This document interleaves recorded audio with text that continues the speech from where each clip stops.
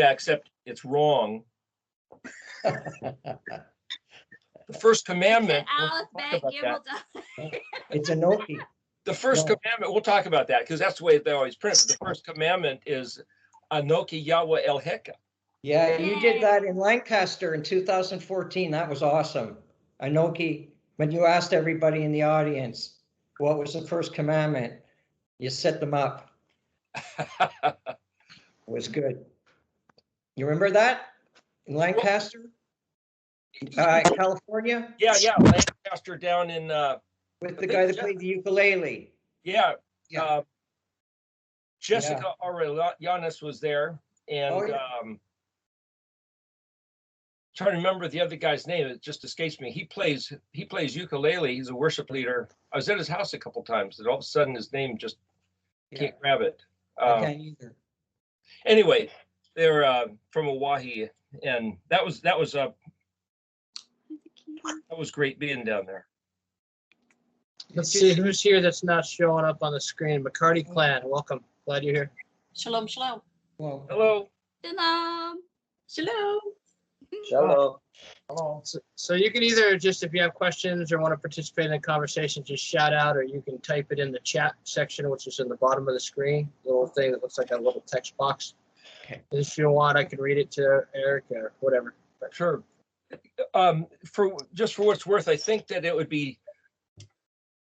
probably a good thing today for this discussion to maybe not have everybody turn off all their cameras but to be more participant, because we're going to talk about the idea of correlating the 10 commandments, and you know what I mean. So maybe we could. I might have to turn it off to get ready for work and so on. So okay, but I'd like to stay. Let's have a little different format. Okay. Yeah, you don't have to let us know you're leaving. Just all right. Just go. Thank you. Really appreciate this. It's been excellent.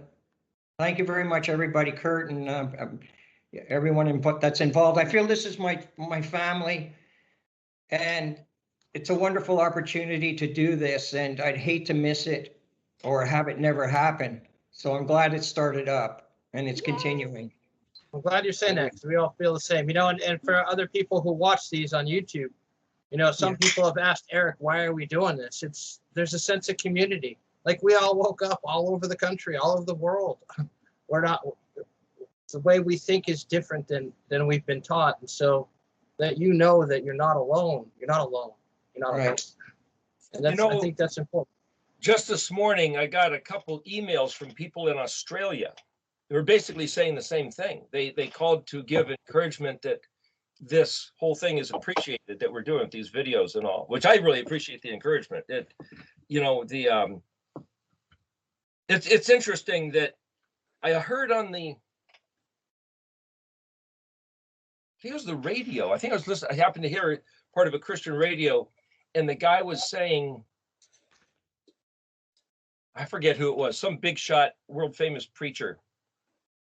And they said, Greg had to one-up me by putting his in Hebrew. That's just awesome. What's that? Greg had to one-up me by putting his 10 commandments in Hebrew. Oh. Anyway, they asked this preacher, the Queen of England would come and listen to him, and I guess, I don't know if it was Spurgeon, whoever, but they said, gosh, why do you think you're so successful and popular? Why do people really want to listen? He says, because my people pray for me. And the point the guy was making on the radio was, we all need to be praying for each other, and that even the guys up front, whether it's the president of a country or the professor in your college class or your pastor or the guy, giving a teaching on the internet, it's like, gosh, we don't know how much prayers matter, but apparently even one of the world's biggest, most famous, most respected preachers think that it was a great assist and help and necessity. So yeah, please pray for me. Please pray for each other. It's like there's who knows what kinds of stumbling impairments or spiritual attacks, you might say, are levied against any one of us, but especially if this effort is significant. The people in the past, one group against another, like in the wars in England, the Catholics against the Protestants, each side would try to infiltrate the other. And there was it had been a Jesuit, which basically was like the CIA of the Vatican. Forget his name, starts with an A. Anyway, Spanish guy. He basically disclosed their tactics and said that the Jesuits would send as young men into the Protestant seminaries to become Protestant ministers and or become professors in Protestant theological colleges, and they would teach crazy, stupid doctrines so that the Catholics could point back at the Protestants and say, what a bunch of idiots. Look at what they're doing. We're obviously correct. And that it's probably the infiltration and distortion is probably going the other way also. And so at any point you could say, well, yeah, but I heard it preached from the pulpit. And it's like, yeah, but was that an intentional disinformation sent as sabotage, or were they actually thinking they're telling the truth? And then, that one SDA pastor said, what do you want me to do? Lose my job? I have to preach this stuff. I'm told what to say or what not to say in order to get a paycheck. And it's like, well, in fact, I was talking to somebody earlier in the week, and the question was, how do you know what's true? And this person was saying, every religion is of the same truth, of the same essence, the same validation. There's no way to say one religious perspective or one philosophy or even one denomination within the realm of Christianity. There's no way to say the one's any better than the other. Is that true? We're going to bump into something today that says the opposite. Deuteronomy 4, which I wanted to get to as part of this talk. Yeah, Eric, there's a book called Rulers of Evil, and they mentioned that when the Bible started to be printed and people could begin to read it for themselves, that the group that didn't want the Bible to be understood, they started something called Learning Against Learning. They began to teach what the Bible didn't say, but they said it did say. On purpose. That was their tactic of disinformation. Yes. And who knows how much of that became absorbed into the, you might say, psychological or the paradigm, the thinking patterns of what became the infrastructure of what we would today call Christendom. Right. Thinking it to be Who's good, the author of that? just, but meanwhile, it's none of the above. What's that? Let me get the book. I'd like to know the author. I'd like to see if I can get a copy of that. While we're doing that, Sally was talking before I hit record. What was she saying that you wanted me to capture? Yeah, you want to say that, Sally? Well, we had a couple of things we were talking about. We were talking about the reason, in regard to the, I guess there's doctrines out there that are for getting to heaven and all that's pertained with that. But what I had pondered and really kind of joyfully recognized was that when Moshe was given the instructions to build the Mishkan, he was instructed to build it on the earth at the bottom of the mountain down on the earth. So that's Yahuwah dwelling on earth. That's his domain. That's his dwelling place. And what does that say? Does that say you better get to heaven, or does that say, okay, that means he's coming to dwell here. He wants us to dwell here. He came here to give us the 10 commandments, the Devarim. He gave the instructions to build this place to Moshe based on patterns for his presence to dwell among his people. And that's here on earth. So that was one aspect of what we were talking about. And the other one was Eric was talking about how we perceive Yahuwah is how he relates to us. So if we're perceiving him as chesed, then that's what we see. That's what we receive. And I had mentioned that reminds me, or that's like the choose life aspect of Torah. That's the instruction to choose life, because if it's not just a matter of just choosing his words, but it's choosing how we perceive him as life, and in any situation. because that's who he is, and we get that choice of how we perceive him. And how we perceive him is what is related to us. So that's kind of what we were talking about. That was what we were talking about. I think it's pretty great. Well, furthermore, the idea of choosing life, let me back up a moment. When I was first contemplating you might say, the mechanical functioning dynamics of the Mishkan pattern, before I even saw that it was related to the alphabet, this was back in 2004. So I noticed this pattern, and then I started looking for how many places in scripture might this pattern be. Maybe there's 7 places, because 7's the big special number. And then I found more than 7. I thought, oh gosh, well, maybe there's 12, maybe there's 10, maybe there's whatever. And then I found hundreds. And it was a year later that I found it in the alphabet. So that was a whole nother thing. But in thinking about how the pattern worked, I realized, or at least I pondered, how to comprehend each piece, like the big white fence, it runs the gamut in terms of thinking, almost like teeth on a sprocket gear wheel, all the other pieces of the pattern. So you have to understand the whole pattern before you can understand really in more detail each part of the pattern. And the alphabet works the same way, which is why I talk about that, is because it fit. Picture of the horsetail plant, known as equisetum, is a kind of a model of the same way. It's three-dimensionally. We can talk about that later if you want. But the point about that is to say, if you take as a given the 7 pieces of the Mishkan, so there's the fence here, like on this picture here, you've got the fence, the barbecue grill, the laver, and those line up with the spring feast of Pesach, unleavened bread, and Shavuot. And then in the covered place, you've got the menorah, table of showbread, altar of incense. And then in the most covered, or the covered place, the Kadosh Kodashim, you've got the Ark of the Covenant.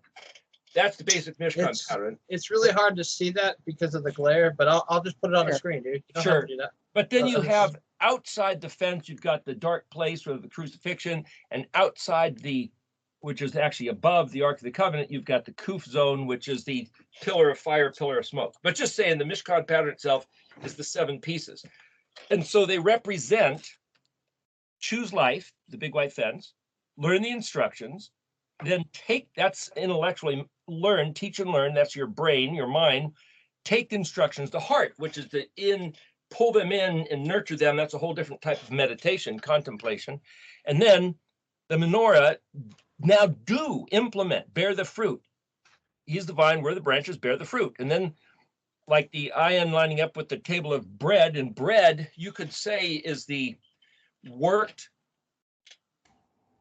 harvest of the wheat, right? So the wheat is harvested, the good wheat is then turned into bread, and the bread laid out on a table. So that's all part of the ayin picture related to the table of showbread. And then pei is the mouth, where the mouth is eaten, but what comes out of the mouth is words. It lines up with the beatitude, blessed are the pure in heart, for they shall see Elohim. The pure in heart will see Elohim. So you could take that as just on the surface, that's just a statement. Yeah, but think of what that means as the 6th position in the flow of all these other things. That's pure in heart. And then remember, there was a veil in front of the Kadosh Kodashim, in front of the Holy of Holies, between the altar of incense and the Ark of the Covenant. And that veil was ripped apart when Yeshua was crucified. And so somehow this all plays into being able to, when you have a pure of heart status, communicating, in the midst of communicating, which is not just speaking, but speaking and listening, eating and giving, that this veil is opened, and something about his presence. What I'm saying is that this whole sequencing of the 7 works not only as a static 7 pieces, but also the other 2 making it the 9 pieces. You could look at it as a 10th, the whole, not to bring in the Zohar and the Kabbalah thing, but Avi Ben Mordecai was talking about the Sephirotic tree. That's a whole nother business. But what I'm saying is there's a correlational reference to why those guys think that's special, and we could talk about that some other occasion. But the point is, everything works as a flow, as a constant, as a cycling, a happening. So for Yahweh to say Ehyeh, well, that's I am. That means he's present tense, but it also includes past and future as if there's no distinction. This constant present. So how do we look then at this indexing or this drawing and say, well, that's a constant present. So it has to work as this energized happening flow where to choose life is also not just a second step, but it means hear the instructions, take it to heart, do it,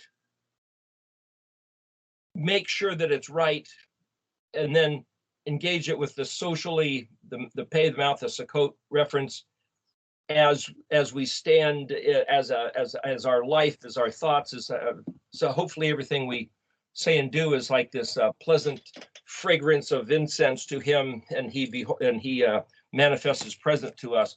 But the idea that how do you choose life? You can go by intellectually and reduce it down to the segments of going through the same 7-step process. That's what I'm saying. How do you learn the instructions? Go through the same 7-step process. How do you take it to heart? Go through the same 7-step process. So what I'm saying is that it's virtually a picture of a wheel within a wheel, which is what Ezekiel saw. And what I realized then was that how do you figure out what each letter means? The same way, the wheel within the wheel concept. Each letter is within every other letter. There's 22 steps within each of the 22, which is the whole top of the chart. There's 7 steps of figuring out how to determine which each one of the 7 steps of the Mishkan pattern mean. And so to choose life is not I did that when I accepted Jesus in my heart back when I was 10 years old. It's a constant ongoing. It's a constant determination. That's part of this other. So you have like the inside of a, you could say like the quintessential or the stereotypical Swiss watch. All the different gears and mechanics happening, functioning in their different ways, engaging each other together. Okay, go ahead, Kurt. Thank you, Kurt. Sorry. Did we start the teaching? We're setting up for it. We're building a level platform so we can build on top of it. But go ahead and open up with prayer. Okay, before I do though, so we said to keep the cameras on, but I would request that we turn them off just because when I edit and put pictures on the screen, I don't want to cover faces just randomly. You know what I mean? It's fine to cover your head. Whatever you do, don't cover mine. Well, that way nobody knows you're sleeping, Mark. Well, that's automatic. Hey, it doesn't matter. If you want the cameras on or off, we can always join in. Does Paul have a question? Is Paul raising his hand? Yes, hands up. Yeah, but really, we want to take that path, don't we? We have to take the path from the Reshman to the from the Vavman to the Reshman. This is choosing life. How we're going to navigate through the Mishkan, I can see, and I think it's a good thing for us to all write down how we do it, so everybody has a different view of how we are. Add to the understanding among us how we go through this pattern to become Reshman, to be those people that we're on about. Are we waiting for God to come down? Are we prepared to fulfill his instructions and to rule in a Torah way? So really it's an individual's walk that needs to be described as well as how Eric's laid it out. Paul, why don't you open up with the prayer so we can have officially gone? It would probably be a pretty short prayer. Julie. That's okay. That's okay.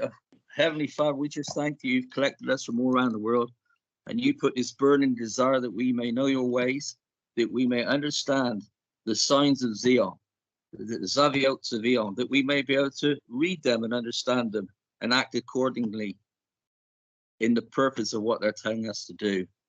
Thank you for the real living Aleph Tah that was made mushy flesh and came and dwelt among us. Help us to be similar, even if not like him. In Yahuwah's name I pray, amen. Hallelujah.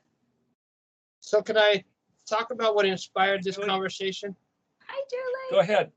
Okay, so So on our Thursday night call, we do this prayer and fellowship thing. And one of the people on the call was talking about the 10 Commandments, and they brought up how, you know, how you hear normally the first 4 commandments are for, I'm going to use the word God, and then the rest are for man, right? Well, this person said that if they're a mirror image of each other, 5 on one side, 5 on the other side, then they're balanced. And then like you read them across from each other, you shall have no other God. And then the one across, the number 6 is thou shalt not kill. I have it on the screen behind me. So there is no other God. God's in charge. So he decides who lives and dies and when they live and die. You know, and you just do that for each one of them. And I was thinking, okay, so thou shalt not make any graven image.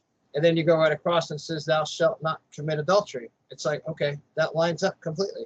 Like if you have an image of something else, then you are cheating on your Elohim. And so then you just go through that exercise for each one of them and go across. And then I started thinking, because I know them by heart, it's like, wow, I'm literally thinking about the 10 Commandments for 3 days straight now. And then you start, it's like that SAT test. Like you have a word or a sentence on one side and you say which word it lines up with the most, you know.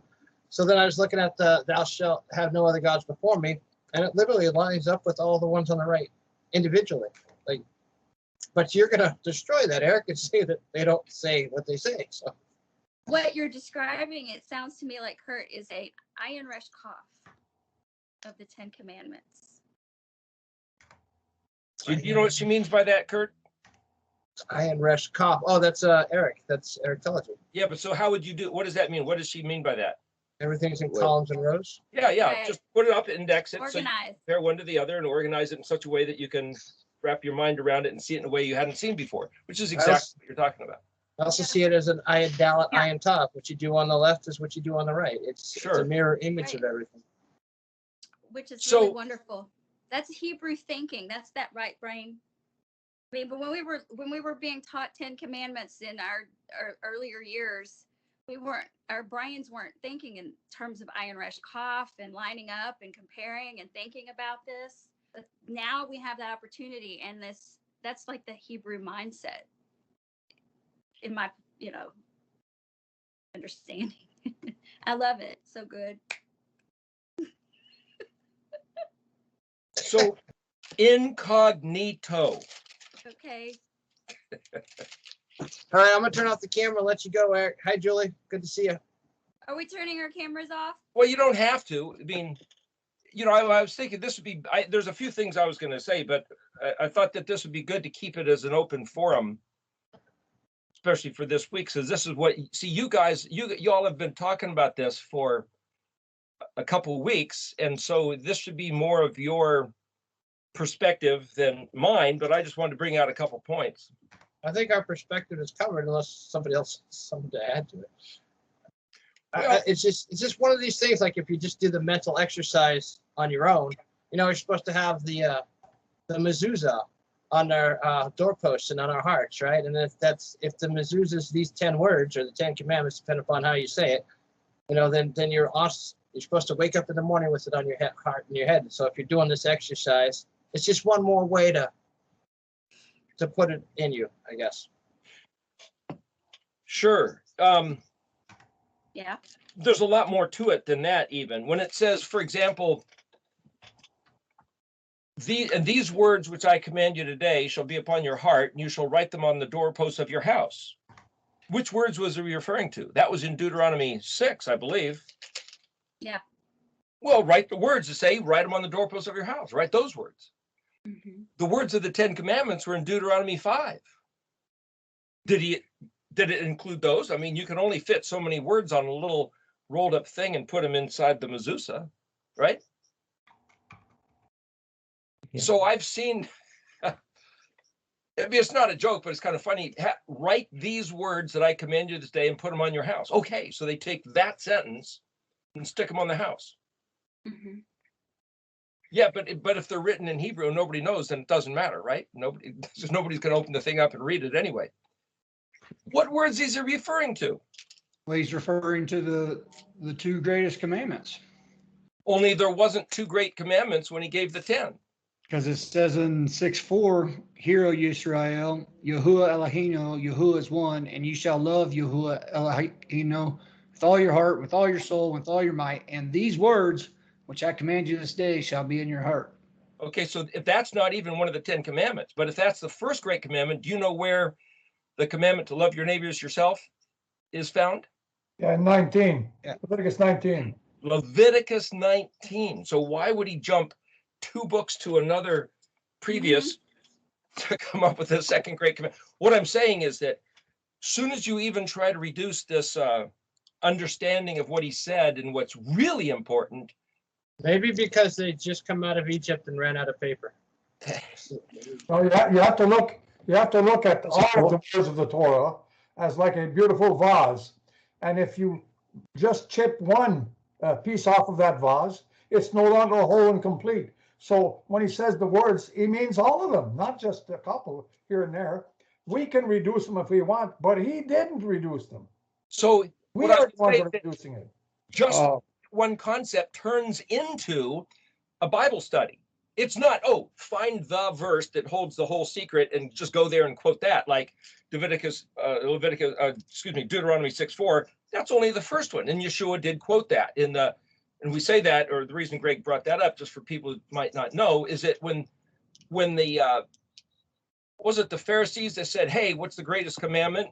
Yeshua doesn't make up a new one. He was quoting Deuteronomy 6:4, but then he also quoted from Leviticus 19. And the fact is, it's not just, oh, here's the answer. It's always, no, now you have to do a Bible study. Now you have to start severing, connecting the dots. And the other half of that is to say it's not just Deuteronomy 6:4 and Leviticus 19, but as you brought out, there's Deuteronomy 6:4 is basically the first 5 of the 10 commandments tells you what it looks like if you're loving Yahuwah. And then the other 5 tells you what you will be doing or not doing if you indeed love your neighbor as yourself.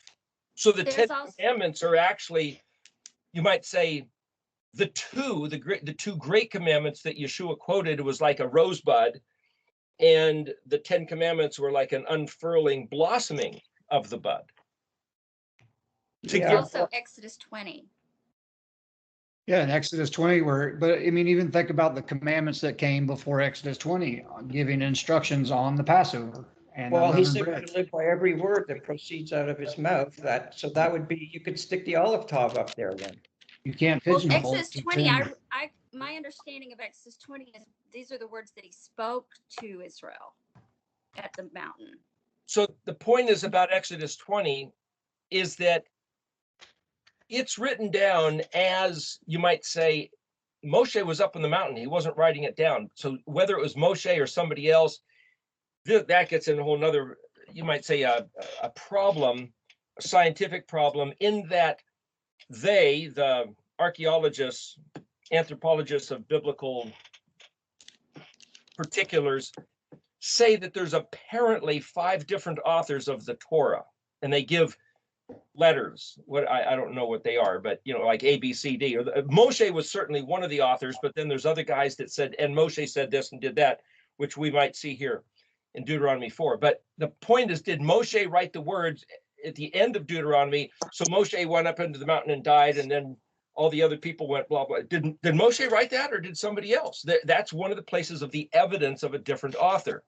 So when Moshe or somebody wrote Exodus 20 and Yahuwah spoke from the mountain and his voice said these words, there you got the 10 commandments. But in Deuteronomy 5, which is one of the points I was going to bring up, is that Moshe is now standing here moments before his death, and he's speaking to the people a great overview, an overview of what they just went through, and a commencement exercise, like at graduation from high school or college. Commencement, when you commence something, that means to begin, but commencement comes at the end of your study. So at the end of the walking through the wilderness and the Exodus journey, getting out of Egypt, now they're at the beginning of coming into the promised land with Joshua as their leader instead of Moshe. So commencement is not the beginning or the end, it's both. It's so if you have double dalet. I know there's like an X shape, but like an hourglass where you have the top triangle and the bottom triangle, and then a little narrow place in between where the sand falls through. That's the event, the occasion, the reality of the commencement. So Deuteronomy is Moshe standing at this crossroads, vertical reference of here's Egypt in the wilderness, and they're about to go across the river into the promised land, and then the book of Joshua and Judges, this whole thing down below here. That's the moment, the occasion of Deuteronomy. So he's reiterating what was in Exodus 20. And the interesting thing is, if you look closely, there's a little bit of difference. And the difference mainly is the commandment talking about the Sabbath day. All the other ones are veritably verbatim. So, you know, Kurt, you had mentioned that what you had up in English was wrong. If you can read what's behind Greg here.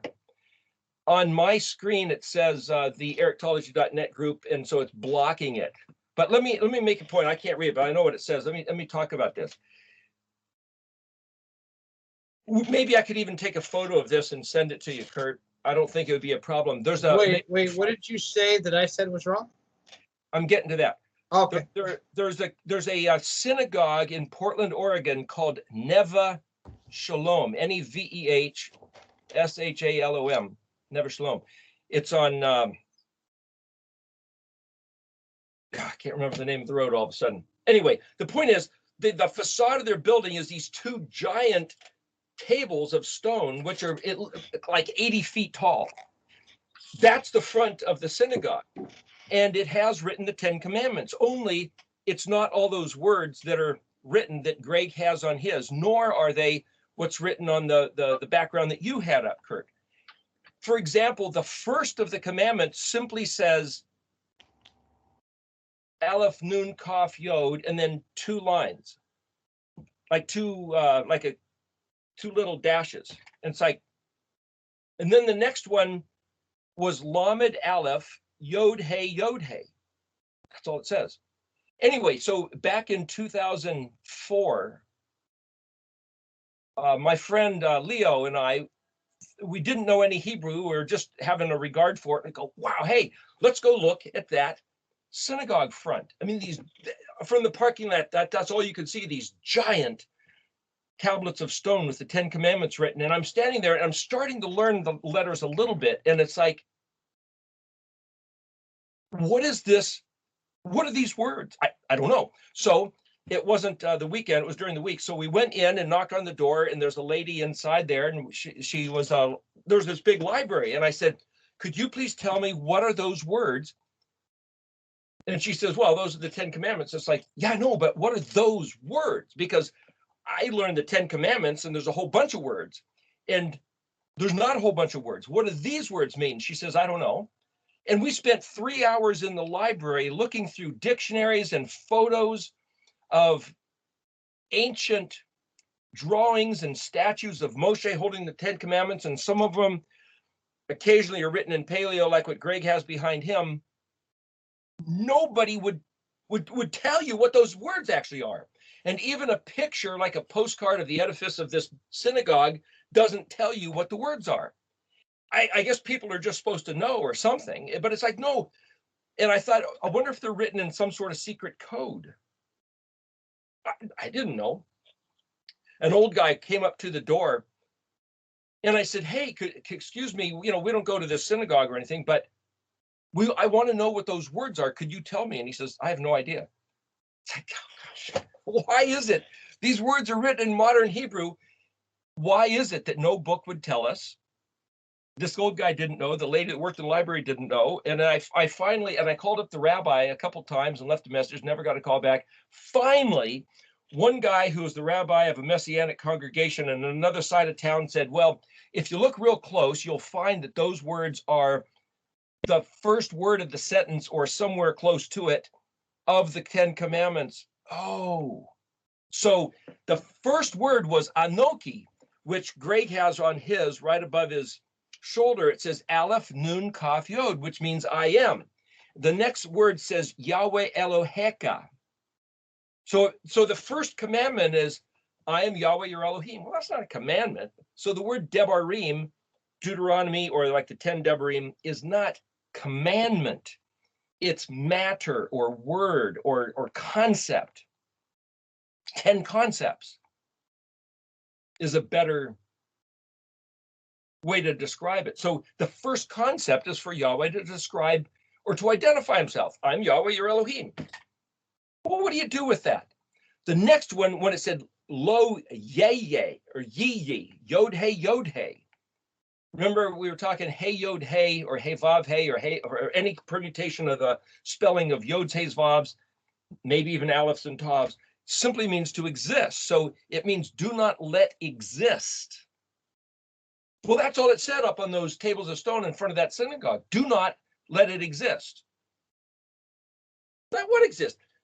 Your mind is supposed to know the rest. So when they showed numerous pictures throughout history that Moshe is holding these 10 commandments, they're not writing out all the words. They're only writing out the first couple words, and you're supposed to know the rest. And so for these people to say, I don't know what it is, or they don't have it written in any of the books, it's because I believe there's this mind of those who know that says, if you don't know, that's on you. I'm not going to waste my time or the space on this page to tell you. If you care, you better go find out or figure it out. This is for people who know and for people who care. Well, tell me, I want to know. Hey, go figure it out. Well, this page, this Erictology, this video is all an upshot of that event. So we are sitting here putting these videos out, and I'm talking about this so that anybody who wants to know, we're telling you right here, this is what it says and this is what it means. So one of the commandments said, kavod aleph tav, kaf bet dalet, space aleph tav. Well, kavod is give glory or honor. To aleph tav what? Well, in the 10 commandments, it says your mother and father. Oh, honor your mother and father. But up there, it just on the stones, it just said kavod aleph tav, give glory aleph tav. And aleph tav points to what? The other one said zakar aleph tav. Again, to what? Well, zakar means remember. Remember what? Oh, that's right, the Sabbath day. We forgot the Sabbath day. When it said don't kill, don't commit adultery, don't steal, don't covet, those were laid out. You could read those because they were so short, but it didn't elaborate on what you're not supposed to covet. So what I'm saying is that it wasn't written in the secret code, but there was the mind of whoever printed that thing to only print up certain words. So the top, I'm looking at Greg here on what looks like, stage left over his shoulder there. What I'm seeing up on the top, it says kaf bet dalet, which is kavod. So that would be, and then underneath it says beka va aleph tav ameka. That's your father and mother. Give glory, kavod. So see, in that version, they actually wrote out more words. But if you look in Deuteronomy 5 and in Exodus 20, there's even more words than that. So at any time, that's not exactly what was written on the tables of stone. What was written was the entire Exodus 20. There's something like 186 words or something like that. I carved them all out on a piece of wood, a stick. I had that on the Erictology class, I believe, on the letter Lamed.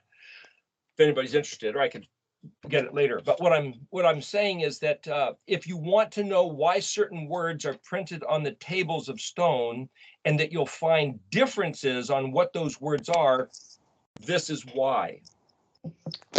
So there's also Exodus 34. If you read Exodus 34 carefully, it starts off by saying, and the Lord said to unto Moses, hew the 2 tablets of stone like unto the first, and I will write upon these tables the words that were in the first tables. And then if you keep reading and you see what he writes, there's also a difference there as well.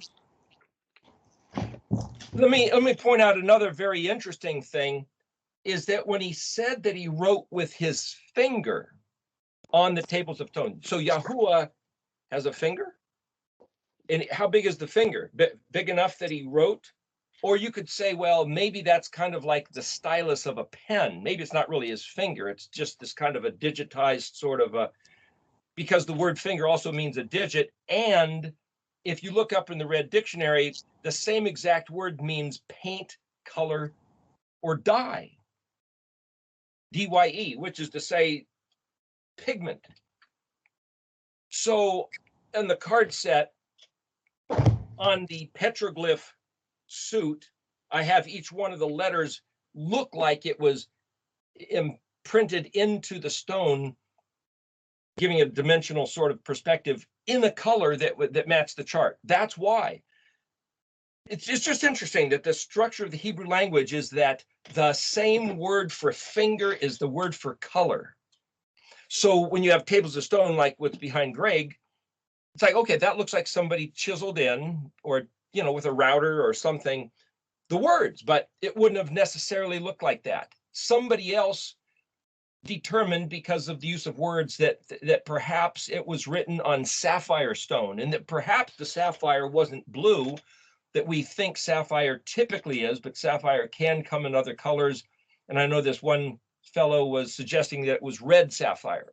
And somebody else was saying, oh, it was burned all the way through. So if you held them up, maybe you could see through, like, you know, you could see through the other side, or that he wrote it on all four sides, or six sides, you could say, top and bottom and sides. It's like, well, nobody knows. How did the finger of Yahweh write on the tables of stone? It's all artistic license to just say, well, it must have looked something like this. Did he write in the Paleo? If you look at the Cecil B. DeMille, I think, was the producer of the book called, or the movie called Exodus with, gosh, who's that famous guy that was the NRA, head of the NRA? Charlton Heston. Charlton Heston. He played Moses. He was actually holding Paleo Hebrew 10 Commandments in that movie.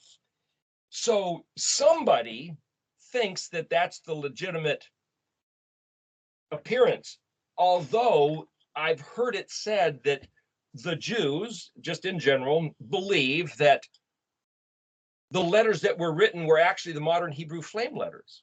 And though they got lost or only used in sacred temple worship versions of the Torah, whatever, Ezra found them again in the stash of the loot that Babylon had taken out of the temple around,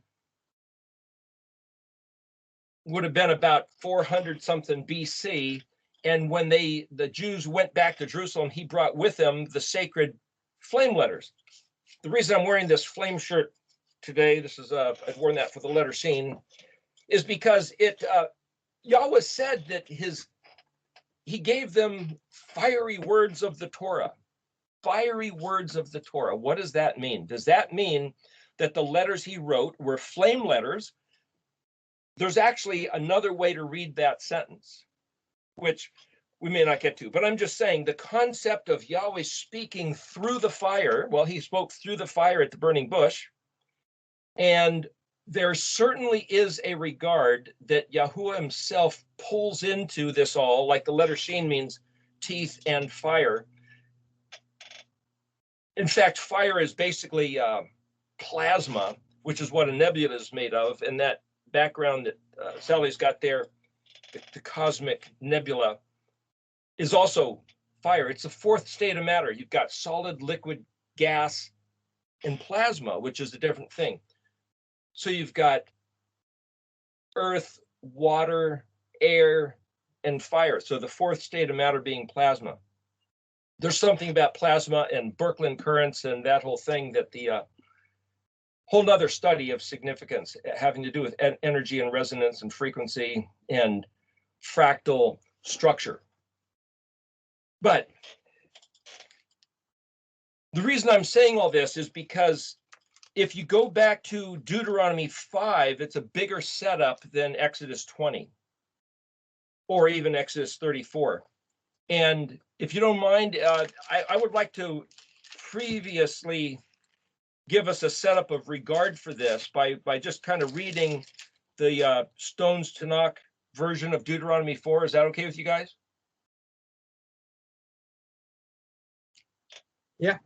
Sounds good.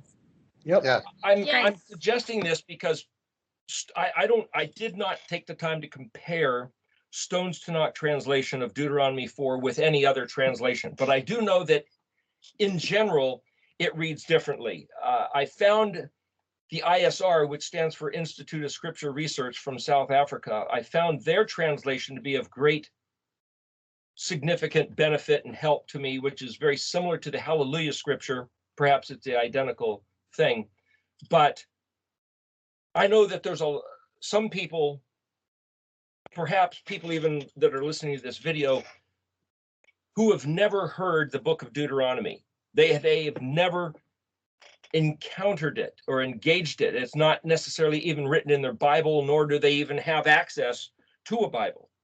So the benefit of reading this is to give you a context of historical reference for why we should even talk about the Ten Commandments at all. So just think this might be of benefit, and then we can talk about the Ten Commandments as you're saying. In this context, you'll see that Deuteronomy 4 starts down here, but the Jewish Bible has what they call Parashah Va Es Chanan, Eschanan. Well, the parashah are like chapter divisions, but the chapter's down here. So just like there's verses that are breaking up sentences, chapters breaking up groups, there's parashah, which are breaking up groups of chapters or parts of chapters. But you'll notice here that it says in the Hebrew, Vav Aleph Tav Chet Nun Nun. Well, there's no S. So where do they get S? Well, it's because there's actually three ways to pronounce the letter Tav in Hebrew, transliterating it into what we would write in English letters. One, you could take the Tav and write it as the letter T, as in Bet, or you might see that some people write Beth, like Beth El. Well, the TH sound is also the Tav. It's Bet El. But the Ashkenazi Jews will call it Bes, B-E-I-S, Bes El. So is it Bet, is it Beth, or is it Base? It's the same letter in Hebrew, the Tav. The CH, Chanan, is actually the letter Chet. A lot of people write it as Chet, or even will pronounce it as Chet. It's not a CH, that's an English thing. It's actually, I write it with a capital C, lowercase x. Chet, just so people know. Chet Nun Nun. Well, if you look at the word, and we won't do this for very much, but just to give people a reference here of appreciation. If I look at the word spelled Chet Nun, that's the word for grace, translated grace. If I look on page 223, it's also it's Klein's dictionary, the title of a ruler in Muslim countries, which would be where we get the word Khan, K-H-A-N, like Genghis Khan. Khan is that word. So it also says a caravansary. What does that mean? A caravan. When a caravan, like a wagon train, comes to a stop, they circle the American West versus the Persia. It says Persian. A caravan in Persia, they have to have a military contingent to guard them. They have all their food. They have all their wares that they're selling. A caravan would go from town to town, city to city, country to country. Louis L'Amour did a great book called The Walking Drum about a caravan recreating the life of somebody. It was a fantastic book, just as a little plug for Louis L'Amour. But you had to have all provisions and protection and a place to sleep the night so you don't get jumped on by bandits or anybody else wanting to rip off your stuff. So That's what the word het nun means. So to say that Yahuwah is gracious, the word grace is not just, okay, he'll forgive your sins and allow you to do whatever you want to do, but it comes from this word het nun. And just like the picture of a warlord's encampment, a Khan who has his military force, his sentries all night long, the wagon circle, the campfire with the food and the banquet, a place of refuge and provision. And if you notice here, it says grace, charm, favor, and also an inn, I-N-N, like the Inn at Knowles Hill down in Sonora, California. It's a place of respite, a place of, boy, I can finally relax because somebody else isn't relaxing. It also means het nun gimel, to dance, to feast. That's chanag. So het nun hey, to bend, decline, and camp. To be able to, instead of staying alert and at attention to, like the letter resh, the straight backbone and the head, the letter like a flag, but the bet is to sit. The straight backbone is curved under. So to just be able to sit down, it also says on page 224, to park a car, decline, het nun hey chana, be gracious. And then if you get het nun vav nun, merciful, gracious. Het nun vav kaf, educational. Het nun vav nun, prayer for grace, mercy, grant of amnesty. So for Yahuwah to say, all right, I will grant you amnesty and I will allow you to enter my encampment. I'm the warlord. You ought to be tarred and feathered, thrown into the pit, ejected, kept out, like thrown out into the storm waters of Noah's Ark. I will allow you in. Why? Not because we were smart or good or coy, batting the eyelashes like we talked about last week, but by his grace. Het nun vav tav, shopkeeping. What is shopkeeping? Or like an inn? Somebody puts together an inn or a shop which is quaint, which has got some nice incense and some nice tapestries and some clothes and some things sitting on the wall. A place that you just like to walk into and say, this feels really nice in here. I like just like being in this zone, this space. It's got good vibes. That's het nun. Het nun vav tav is a cell, C-E-L-L, a stop, a shop, a store. A coquetry, het nun, het vav nun. Het nun, to implore or make graceful. I'm showing you this as a way of saying, how do you figure out what a word means? You look at the same two letters duplicated, het nun. And then you could stick yods and vavs in between, het nun, het vav nun. You can change suffixes, put a vav tav, put the use of the dictionary is to take that letter, those two letters, make it three letters here, het nun yod hey, chanya, encampment, station, parking place, a place to encamp.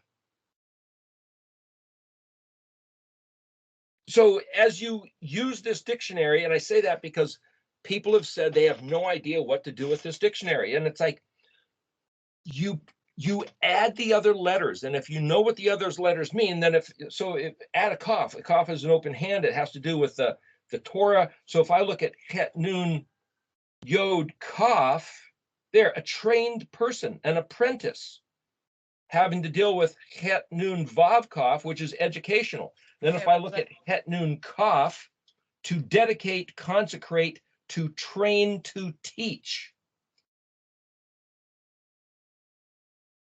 Looking for any other words that might be inauguration, dedication, which is where you get the word Hanukkah, the feast of dedication.